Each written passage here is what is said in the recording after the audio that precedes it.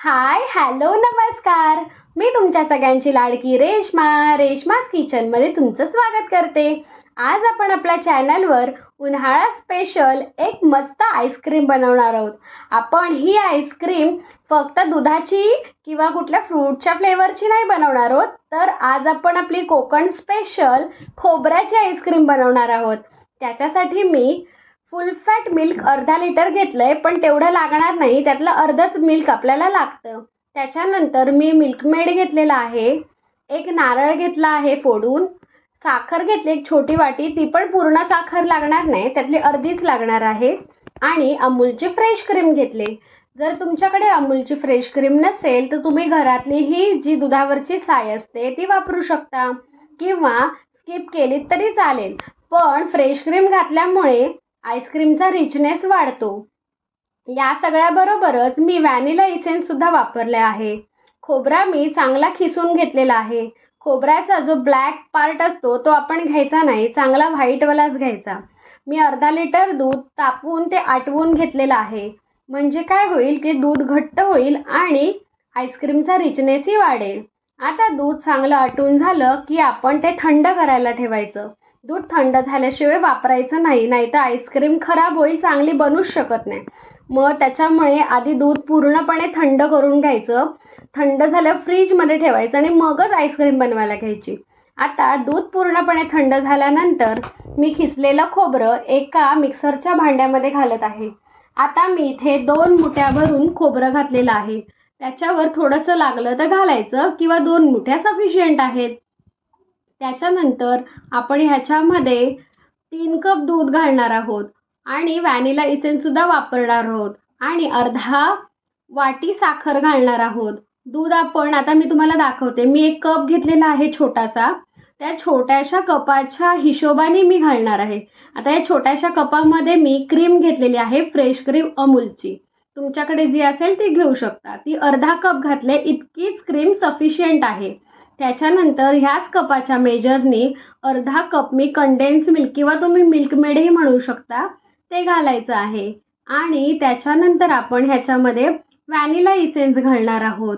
आणि हे जे घेतलं आपण साहित्य त्याच्यातून 4 कुल्फी बनते आणि मी उरलेलं बॅटर एका ग्लासमध्ये घातलेलं आहे. म्हणजे 4 ते 5 माणसांसाठी एवढ्या साहित्यातून आईस्क्रीम बनू शकते. म्हणजे तुम्ही बघू शकता किती कमी साहित्यामध्ये घरगुती आणि without chemical, without palm oil आपण आईस्क्रीम बनवू शकतो. आजकाल बाहेर एवढी भेसळ मिळते, पाम ऑइलची आईस्क्रीम मिळते, त्याच्यापेक्षा कमीत कमी मेहनतीमध्ये एवढी छान आईस्क्रीम तुम्ही घरात बनवू शकता. जर तुम्ही शुगर पेशंट असाल तर जी मी अर्धा वाटी साखर घातली, छोटीशीच अर्धा वाटी घातले, तीही तुम्ही स्किप करू शकता. मिल्कमेडनी सुद्धा ह्याला गोडवा येतो आणि खोबरं सुद्धा गोडच असतं, त्याच्यामुळे ती साखर जर तुम्हाला गोड नको असेल तर ती स्किप करू शकता. आणि ही आईस्क्रीम आपण विदाऊट पाम ऑइल आणि विदाऊट एनी ऑइल बटरनी बनवलेली आहे, त्याच्यामुळे ही खूपच चांगली आहे. बाहेरची आईस्क्रीममध्ये पाम ऑइल हे असतंच, त्याच्यामुळे बाहेरची आईस्क्रीम खाणं टाळावं. आणि ही आईस्क्रीम बनवण्यासाठी आपल्याला काही जास्त मेहनत करायला गरजच लागली नाही. बघा किती कमी साहित्यात आणि किती झटपट ही आईस्क्रीम बनवून होते. आता सगळं मिश्रण आपण जे मिक्सरमध्ये घातलं होतं ते चांगलं मिक्सरमध्ये फिरवून घ्यायचं आणि छानपैकी फिरवून घेतलं की मग आपण ते आपल्या भांड्यांमध्ये कुल्फीच्या आणि उरलेलं मिश्रण एका ग्लासामध्ये ओतून घेणार आहोत. आणि मग ते आपण फ्रीजरमध्ये पूर्ण 1 ओव्हरनाईट ठेवायचं आहे सेट होण्यासाठी. ही दुधाची आईस्क्रीम आहे, त्याच्यामुळे ह्याला सेट व्हायला टाईम लागतो आणि ही लगेचच विरघळते. आता मला खूपच घाई होती म्हणून मी ओव्हरनाईट न ठेवता 5 ते 6 तासच ठेवले, पण 5-6 तासामध्ये पण सेट झाले. पण तुम्ही ओव्हरनाईट ठेवलीत तर ही आईस्क्रीम खूपच जास्त चांगली सेट होईल आणि खायला अजूनच मजा येईल. पुढे मी ही आईस्क्रीम कशी बनवले आणि कसं सेट करायला ठेवले ते बघूया.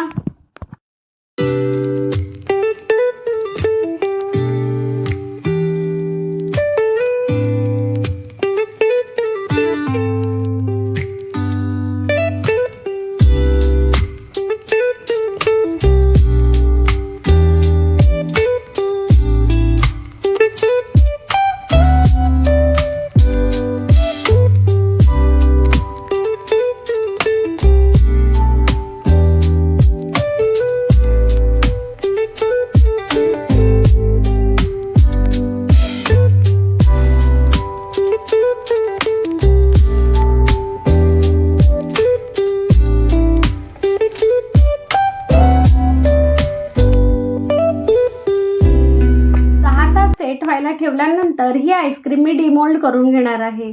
ही आईस्क्रीम भांड्याला एकदम लागलेली असते, तर तिच्या डायरेक्ट पूल केली तर ती निघत नाही. मग थोडीशी आपण हाताने रब करायची, म्हणजे काय होतं की ती सुटते आणि निघते.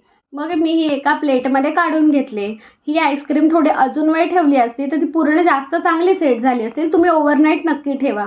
मग त्याच्यानंतर एका सुरीच्या सहाय्याने त्याचे मी 2 हिस्से केलेले आहेत आणि मी ते प्लेटमध्ये सर्व करून घेणार आहे आणि त्याच्यावर वरतून ड्रायफ्रूट्स घालणार आहे.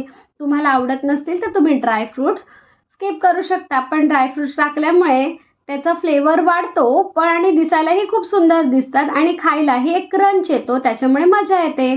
तुम्हाला ही रेसिपी कशी वाटली ती नक्की कमेंट करून सांगा.